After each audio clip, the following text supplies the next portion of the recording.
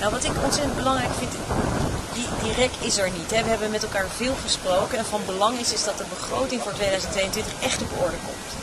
En we zijn al laat in het jaar, we hebben veel discussies gehad, ook met CFT, ook met de premier.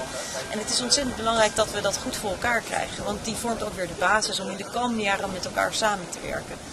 En ik ben natuurlijk ontzettend blij dat de economie van Aruba, maar overigens ook van de andere eilanden, weer sterk aan het groeien is. Het toerisme komt terug, enzovoort. Maar dat betekent ook dat je tegelijkertijd, terwijl de zon schijnt, moet je het dak gaan repareren. Ook moet nadenken over de juiste hervormingen en moet zorgen dat die overheidsfinanciën in de grip komen. Want ja, op dit moment is de staatsschuld op Aruba nog ontzettend groot. En dat betekent dat er gewoon heel veel rente moet worden betaald. En ja, dat ook latere generaties daar weer mee te maken hebben. Maar eigenlijk ook al op heel korte termijn. Dus wij vinden het heel erg van belang dat de begroting op orde komt. En ik weet dat Aruba daar ook hard mee aan het werk is. Dus ik moedig ook, en dat hebben we ook besproken in de RMR, in de Rijksministeriaat, de regering van Aruba ook echt aan om nog de laatste stappen te zetten om te zorgen dat we ook echt met elkaar verder kunnen. Hoe zit het met de periodes waar we aan moeten denken? Nou ja, Aruba krijgt nu de tijd om een zienswijze te geven. Begin september ongeveer zal er dan antwoord moeten komen. En ik hoop gewoon, het is niet alleen een zienswijze, maar van belang is natuurlijk ook om de begroting te gaan aanpassen, daar werk op te doen.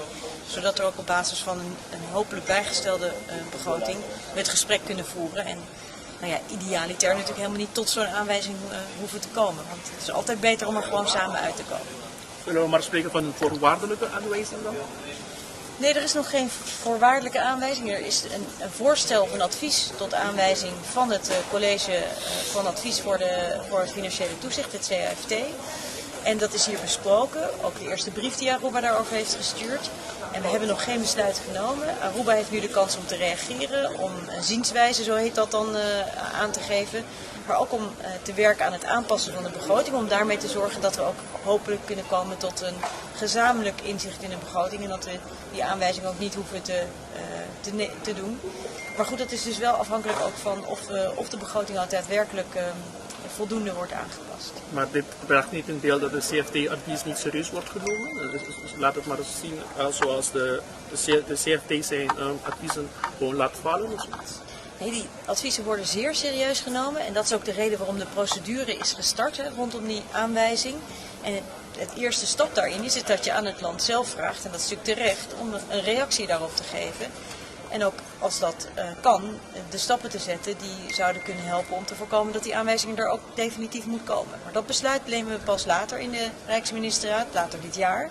Eerst is Aruba aan zet om de begroting aan te passen, om een zienswijze te maken.